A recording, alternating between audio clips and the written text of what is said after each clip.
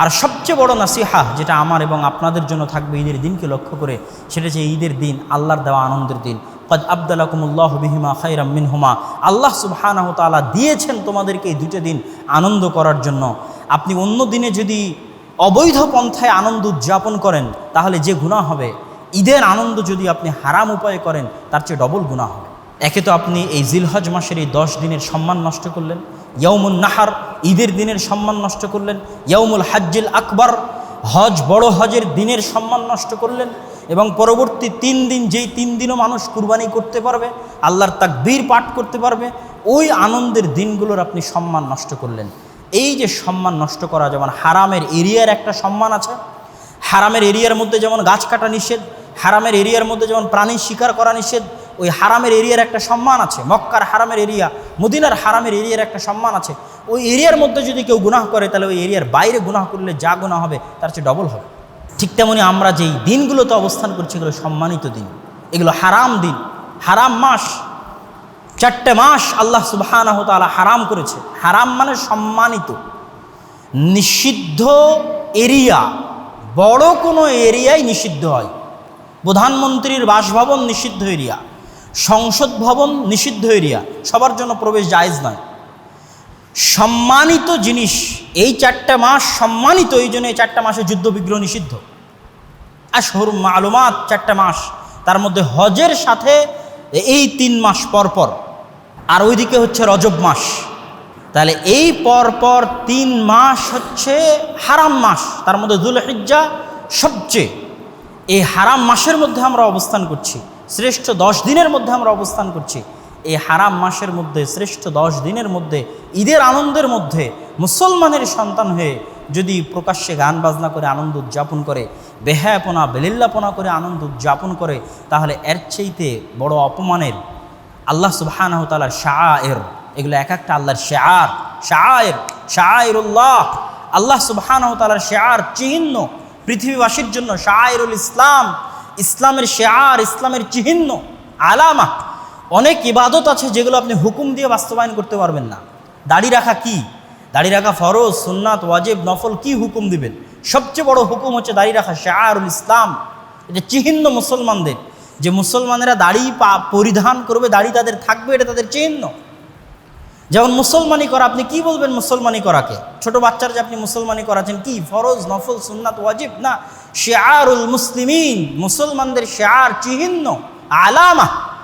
এইরকম শাআয়ের, ইসলামের বড় বড় যে শিআরগুলো আছে, চিহ্নগুলো আছে, সেগুলো হচ্ছে যেমন আরাফার দিন, মুজদালিফার মাঠ, মিনার মাঠ, সাফা মারওয়া, ইন্না সাফা ওয়াল মারওয়াতা মিন শাআইরিল্লাহ, সাফা মারওয়া হচ্ছে আল্লাহর চিহ্ন।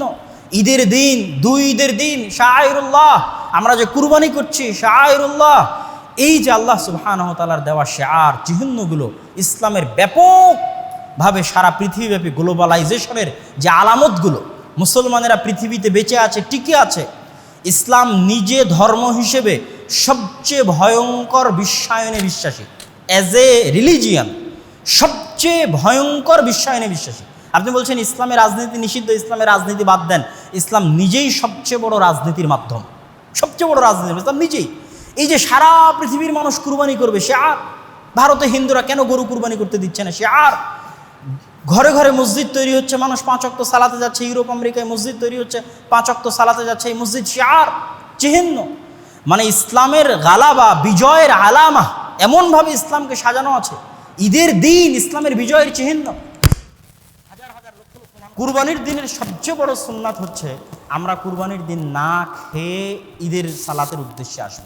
রাসূল সাল্লাল্লাহু আলাইহি ওয়াসাল্লাম না খেয়ে ঈদের সালাতের উদ্দেশ্যে আসতেন, এবং ঈদের সালাত সম্পূর্ণ করে বাড়িতে গিয়ে কুরবানি করে সেই কুরবানির গোশত দিয়ে রাসূল সাল্লাল্লাহু আলাইহি ওয়াসাল্লাম, ওটাকে আমরা সিয়াম বা রোজা বলবো না, কিন্তু ওই কুরবানির গোশত দিয়ে রাসূল সাল্লাল্লাহু আলাইহি ওয়াসাল্লাম তার কুরবানির দিনের আনন্দটা তিনি শুরু করতেন। এবং কুরবানির দিনের সবচেয়ে বড় আনন্দ বা ঈদের দিনের সবচেয়ে বড় আনন্দ খাওয়াই। জিকির আজকার তো আছেই, খাওয়াও একটা বড় আনন্দের অন্তর্ভুক্ত। এই জন্য ঈদের দিন যেমন সিয়াম রাখা হারাম, ঈদের পরবর্তী 3 দিন কুরবানির সময় সিয়াম রাখা হারাম। কি জন্য? এই আনন্দটা আল্লাহ সুবহানাহু ওয়া তাআলা দিয়েছে আমাদের খাদ্যের জন্য, খাবারের জন্য। আর যদি আপনি এই 10 দিন সিয়াম পালন করেন, যে 10 দিন আল্লাহ সুবহানাহু ওয়া তাআলা এবং রাসূল সাল্লাল্লাহু আলাইহি ওয়াসাল্লামের সুন্নাত অনুযায়ী আরাফা সহ আমরা সিয়াম পালন করছি এই 9 দিন।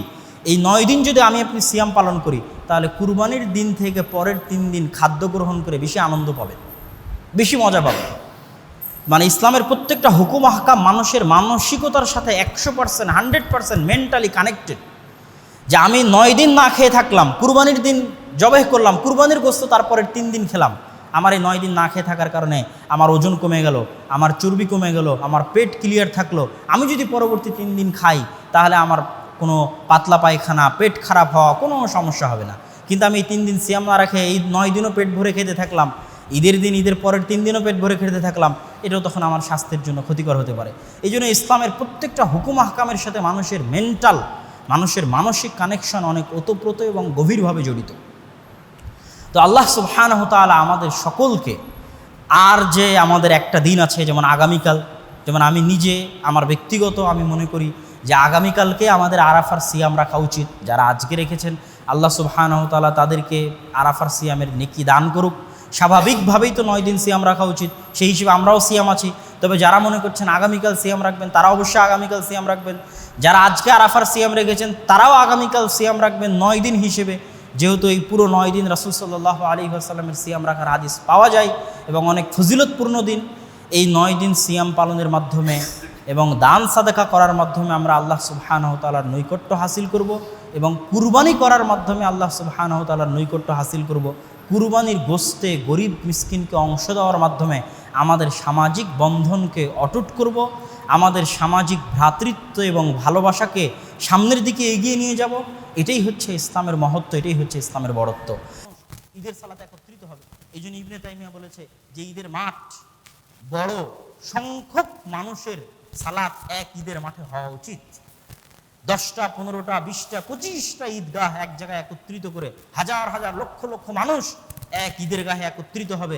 এটা ইবনে তাইমিয়া রাহিমাহুল্লাহর ফতোয়া যে এটা উচিত। এর দ্বারা কি হয়?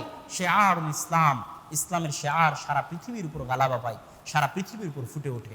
তো এইরকম ইসলামের শিআর চিহ্নের দিনগুলো যদি আমরা গান বাজনার মাধ্যমে সেগুলোকে অপমানিত করি, তাহলে আমাদের চাইতে হতভাগা, আমাদের চাইতে পাপিষ্ঠ, আমাদের চাইতে গুনাহগার আর কেউ হতে পারে না। অতএব আমরা যেন ঈদের দিনের সম্মান রক্ষা করতে পারি, আমাদের সন্তান সন্ততি, আমাদের উত্তরসূরিরা যেন ঈদের দিনের সম্মান রক্ষা করতে পারে। আর অবশ্যই নিজেদের সন্তান সন্ততিকে কুরবানি করা দেখাবেন, এখানে ভয়ের কিছু নয়। আমাদের ছোটবেলায় সবচেয়ে আনন্দের জিনিস ছিল যে আমরা এক গ্রাম থেকে আরেক গ্রাম, আরেক গ্রাম থেকে আরেক গ্রাম বড় বড় কুরবানি দেখতে যেতাম, এটাই আনন্দ। আর আজকে সেকুলারেরা ফেসবুকে লিখতেছে যে ফেসবুকে কুরবানির ছবি দেওয়া যাবে না, কুরবানি ছোট বাচ্চাদের দেখানো যাবে না, এটা নাকি মানুষের অন্তরে পশুত্ব তৈরি করে, বলে আয়াজ বিল্লাহ। এরা সব হচ্ছে ইসলামের দুশমন। নিজের সন্তানকে পশু কুরবানি করা শিখাবেন, পশু কুরবানি করা দেখাবেন, এগুলো আল্লাহ সুবহানাহু ওয়া তাআলা হালাল করেছে আমাদের জন্য। এর মাধ্যমে মানুষের অন্তর থেকে ভীতি দূর হবে, মানুষের অন্তরে সাহস তৈরি হবে। এগুলো সব কিছুর মধ্যে অনেক হিকমা নিহিত আছে। আল্লাহ সুবহানাহু ওয়া তাআলা যেন আমাদেরকে আমাদের কুরবানি, আমাদের ঈদ, আমাদের আরাফার সিয়াম, আমাদের এই 10 দিনের নেকি সব কিছু সুন্নাত অনুযায়ী পরিপূর্ণ পুঙ্খানুপুঙ্খভাবে পালন করার তৌফিক দান করে, আল্লাহুম্মা আমিন।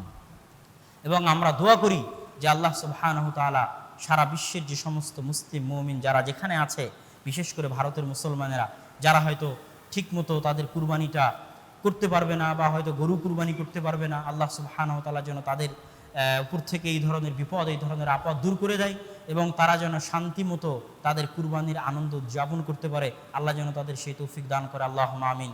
এবং আমরা সবাই যেন নিজ নিজ পরিবারের পক্ষ থেকে, পরিবারের সবাই আলাদা আলাদা কুরবানি করতে না পারলেও পরিবারের পক্ষ থেকে যেন প্রত্যেকের একটা করে কুরবানি থাকে, এই চেষ্টা যেন আমরা সবাই করি। আল্লাহ সুবহানাহু ওয়া তাআলা আমাদের সেই তৌফিক দান করুক, আল্লাহুম্মা আমিন।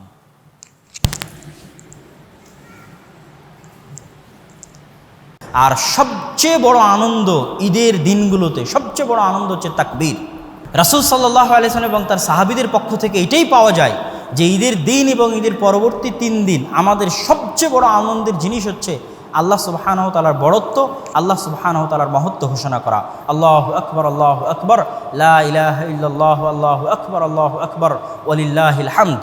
এই যে তাকবীর, এই তাকবীর ধ্বনি ঈদের দিন, ঈদের পরবর্তী 3 দিন এই তাকবীর দিতে থাকা, উঁচু আওয়াজে দিতে থাকা, ঈদগাহে আসার পথে দিতে থাকা, ঈদগাহ থেকে ফিরে যাওয়ার পথে দিতে থাকা, পায়ে হেঁটে ঈদগাহে আসা, পায়ে হেঁটে ঈদগাহ থেকে ফিরে যাওয়া, এবং যানবাহনে না আসা, রাস্তা পরিবর্তন করা, এগুলো সব কিছুই, এবং খোলা মাঠে ঈদের সালাত আদায় করা, আবদ্ধ জায়গায় মসজিদে ঈদের সালাত আদায় না করা, এগুলো সব আল্লাহ সুবহানাহু ওয়া তাআলার বড়ত্ব এবং মহত্ব প্রদর্শনের একটা নিয়ামক, একটা আলামত, একটা নিদর্শন। অতএব আমাদের সবচেয়ে বড় আনন্দ হতে হবে ঈদের দিন যেন আমরা আল্লাহ সুবহানাহু ওয়া তাআলার বড়ত্ব মহত্ব ঘোষণা করার জন্য পায়ে হেঁটে রাস্তা পরিবর্তন করে ঈদের মাঠে আসা, পায়ে হেঁটে রাস্তা পরিবর্তন করে ঈদের মাঠ থেকে ফিরে যাওয়া, মুখে আল্লাহ সুবহানাহু ওয়া তাআলার বড়ত্ব এবং মহত্ব ঘোষণা করতে থাকা।